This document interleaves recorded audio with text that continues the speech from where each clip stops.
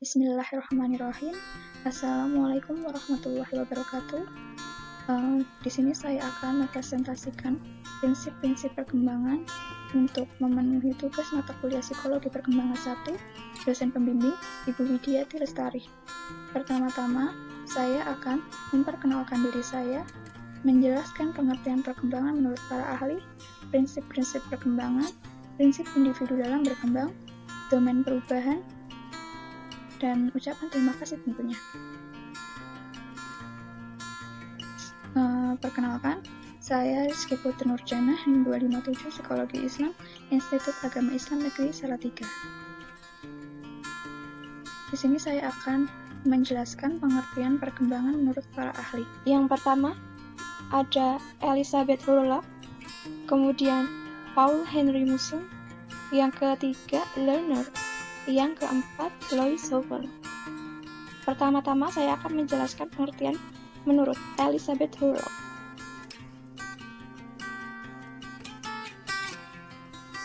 Hurlock menjelaskan perkembangan adalah sebagai seri perubahan yang progresif yang terjadi sebagai hasil dari kematangan dan pengalaman dengan tujuan memampukan individu untuk beradaptasi dengan lingkungan.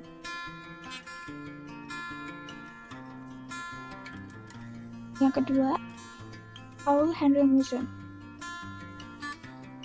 Paul Henry Musun mengungkapkan bahwa perkembangan adalah perubahan yang terjadi pada fisik, struktur neurologis, perilaku, terasip, ciri sifat yang terjadi secara teratur dan masuk akal dan menghasilkan hal yang baru, yang lebih baik, lebih sehat, lebih terorganisir, lebih stabil, lebih kompleks, lebih kompeten, dan lebih efisien.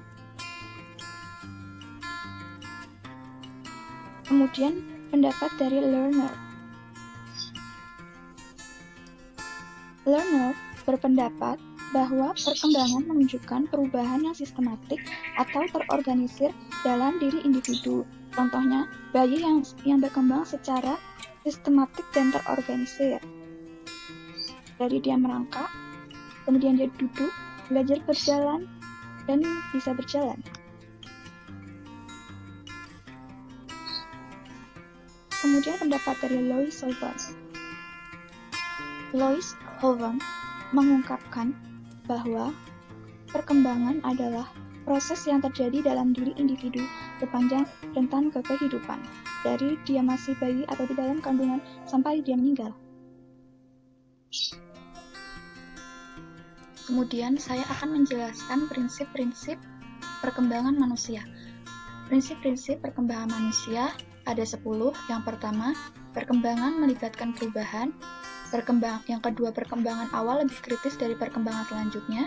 Yang ketiga, perkembangan adalah hasil proses kematangan dalam belajar. Yang keempat, perkembangan yang dapat diramalkan. Yang kelima, pola perkembangan memiliki pola karakteristik. Yang keenam, pola perkembangan perbedaan individu dalam berkembang. Yang ketujuh, periode pola perkembangan. Yang kedelapan, pada setiap perkembangan terdapat harapan sosial. Yang kesembilan, setiap perkembangan mengandung bahaya yang potensial. Yang kesepuluh, kebahagiaan bervariasi pada berbagai periode.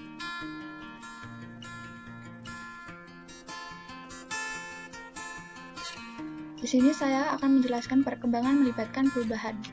Perkembangan melibatkan perubahan. Perkembangan berbeda dengan perubahan.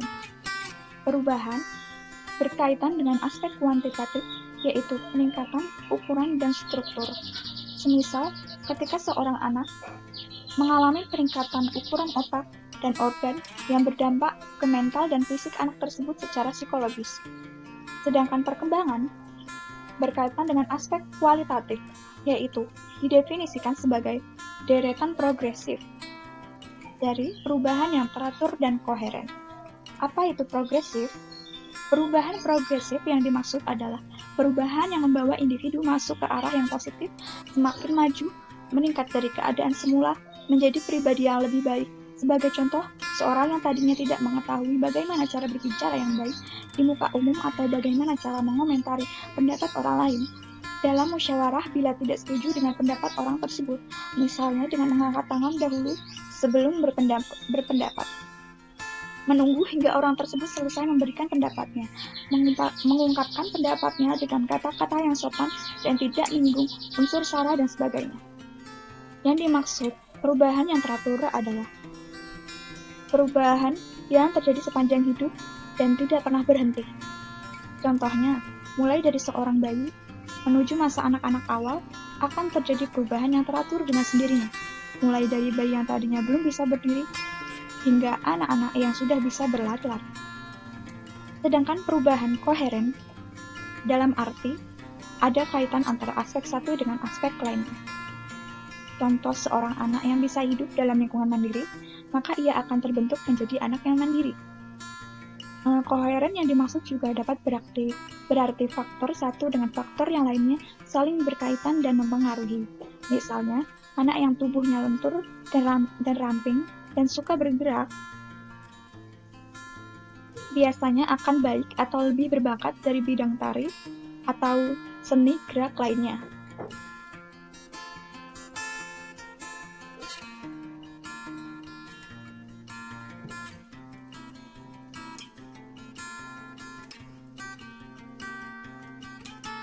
Selama proses perkembangan seorang anak, ada beberapa ciri perubahan yang mencolok, yaitu perubahan ukuran, meliputi tinggi, berat, organ dalam tubuh, perubahan mental. Sedangkan perubahan mental meliputi memori, penalaran, persepsi, dan imajinasi. Yang kedua adalah perubahan proporsi. Perubahan proporsi misalnya perubahan perbandingan antara kepala dan tubuh pada seorang anak. Yang ketiga, hilangnya ciri lama. Misalnya, ciri egosentrisme yang hilang dengan sendirinya berganti dengan sikap prososial. Yang keempat, mendapatkan ciri baru. Hilangnya sikap egosentrisme anak akan mendapatkan ciri yang baru, yaitu sikap prososial.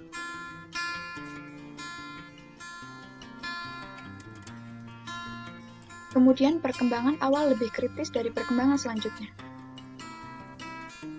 Menurut Freud, perkembangan di usia awal manusia membawa efek kepada masa dewasa seseorang. Sedangkan menurut Erikson, menerangkan apa yang akan dipelajari oleh anak tergantung dari bagaimana orang tua memperlakukan anaknya. Kemudian anak yang memiliki masalah dalam usia sekolah dan prasekolah menunjukkan mereka sangat buruk dalam penyesuaian waktu usia kecil. Terdapat 4 bukti yang membenarkan pendapat bahwa lingkungan tempat anak menghasilkan masa kecilnya akan sangat berpengaruh kuat terhadap kemampuan bawaan mereka, yaitu yang pertama adalah hasil belajar dan pengalaman merupakan hal yang dominan dalam perkembangan anak. Yang kedua adalah dasar awal cepat menjadi pola kebiasaan. Hal ini tentunya akan berpengaruh sepanjang hidup dalam penyesuaian sosial dan pribadi anak. Yang ketiga, dasar awal sangat sulit berubah meskipun hal tersebut salah.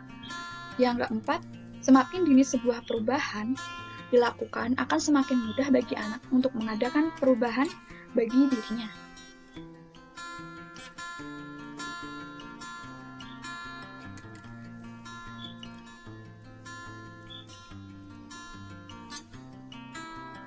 Perkembangan adalah hasil proses kematangan dalam belajar, yaitu terbukanya karakteristik yang secara potensial sudah ada pada individu yang berasal dari warisan genetik, seperti misalnya dalam fungsi filogenetik, yaitu merangkak, duduk, lalu berjalan. Sedangkan arti belajar adalah perkembangan yang berasal dari latihan dan usaha. Melalui tahapan belajar, anak memperoleh kemampuan menggunakan sumber yang diwariskan. Hubungan antara kematangan dan hasil belajar ini bisa dicontohkan pada saat terjadinya masa emas pada seorang anak. Masa emas pada seorang anak yaitu usia 0 sampai 5 tahun. Bila pembelajaran itu diberikan pada masa emasnya, maka hasil pembelajaran yang diterima mudah diserap oleh anak. Begitu pula dengan sebaliknya. Kemudian, pola perkembangan bisa diramalkan. Apa yang dimaksud dengan perkembangan yang dapat diramalkan? Setiap individu atau spesies memiliki perkembangan khas atau karakteristik yang muncul dalam interval tertentu, sehingga urutannya bisa diprediksi. Mengapa demikian? Studi genetik menunjukkan bahwa perkembangan perilaku mengikuti pola tertentu. Dalam perkembangan motorik akan mengikuti hukum cephalocaudal, yaitu perkembangan yang menyebar ke seluruh tubuh dari kepala ke kaki. Ini berarti bahwa kemajuan struktur dari fungsi pertama-tama terjadi di bagian kepala, kemudian badan, dan terakhir kaki. Hukum yang kedua itu proximodistal. Proximodistal adalah perkembangan dari yang dekat ke yang jauh. Contohnya, kemampuan jari jemari seseorang anak akan didahului oleh keterampilan lengan terlebih dahulu.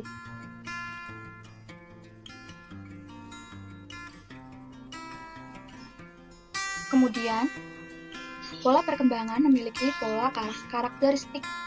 Karakteristik tertentu dalam perkembangan juga dapat diramalkan.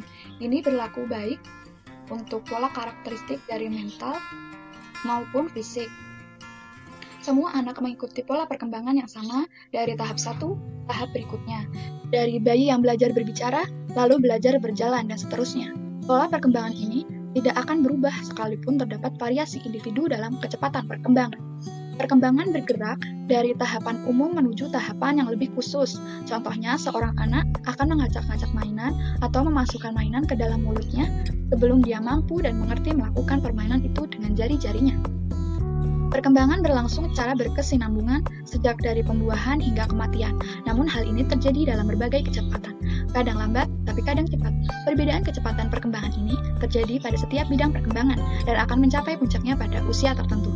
Seperti imajinasi kreatif akan menonjol pada usia anak-anak dan mencapai puncaknya pada masa remaja. Berkesinambungan berarti bahwa perubahan akan berpengaruh oleh perubahan selanjutnya. Kemudian, perbedaan individu dalam berkembang. Mengapa terdapat perbedaan individu dalam berkembang? Beberapa anak berkembang dengan lancar, ada juga yang berkembang dengan melonjak, dan ada juga yang perkembangannya tertinggal dan menyimpang. Itulah sebabnya semua anak memiliki perkembangan yang tidak sama walaupun usianya sama. Dobzhansky menyatakan setiap orang berbeda secara biologis dan genetik, sehingga perkembangan memiliki faktor eksternal dan internal. Selain itu, meskipun kecepatan perkembangan anak berbeda, tapi pola perkembangan tersebut memiliki konsistensi perkembangan tertentu.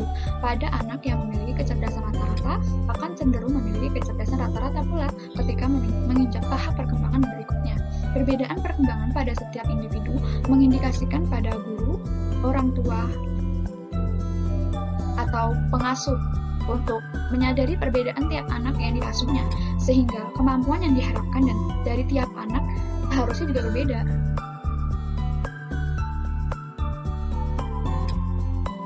Selanjutnya, periode pola perkembangan. Periode dalam perkembangan tidak ditandai dengan usia, tapi ditandai dengan tanda-tanda biologis dan perilaku seseorang. Anak laki-laki dan perempuan berkembang dengan kecepatan yang berbeda. Anak perempuan berkembang 1 tahun lebih cepat daripada anak laki-laki. Selanjutnya, pada setiap periode perkembangan, terdapat harapan sosial. Dalam setiap kelompok, pengalaman menunjukkan bahwa orang dapat mempelajari pola perilaku keterampilan pilihan tertentu ketimbang usia tertentu. Itulah sebabnya usia tertentu mengharapkan pencapaian tertentu juga. Semisal, anak bayi berharap bisa berjalan, sementara anak remaja berharap populer dan dikenal. Harapan ini dikenal dengan developmental stage. Kemudian, setiap perkembangan mengandung bahaya yang potensial. Maksud dari perkembangan yang mengandung bahaya potensial itu apa? Pola perkembangan tidak selamanya berjalan mulus. Pada setiap usia mengandung bahaya yang dapat mengganggu pola normal yang berlaku. Beberapa hal yang dapat menyebabkan antara lain lingkungan dari anak sendiri. Bahaya ini dapat mengakibatkan terganggunya penyesuaian fisik, psikologis, dan sosial. Dan dapat dikatakan bahwa anak sedang mengalami gangguan penyesuaian yang buruk atau ketidakmatangan. Orang tua, guru, atau pengasuh memungkinkan untuk segera mencari penyebab dan memberikan stimulasi yang sesuai. Selanjutnya adalah kebahagiaan bervariasi pada berbagai periode. Umumnya, pada masa kanak-kanak merupakan masa yang paling membahagiakan. Beberapa orang dewasa secara retrospektif menunjukkan bahwa bagi mereka yang masa kanak-kanaknya diwarnai trauma dan masa yang tidak bahagia menunjukkan masa kanak-kanak yang menjadi masa yang tidak bahagia. Ini tadi adalah prinsip-prinsip perkembangan manusia. Selanjutnya adalah prinsip-prinsip perkembangan individu.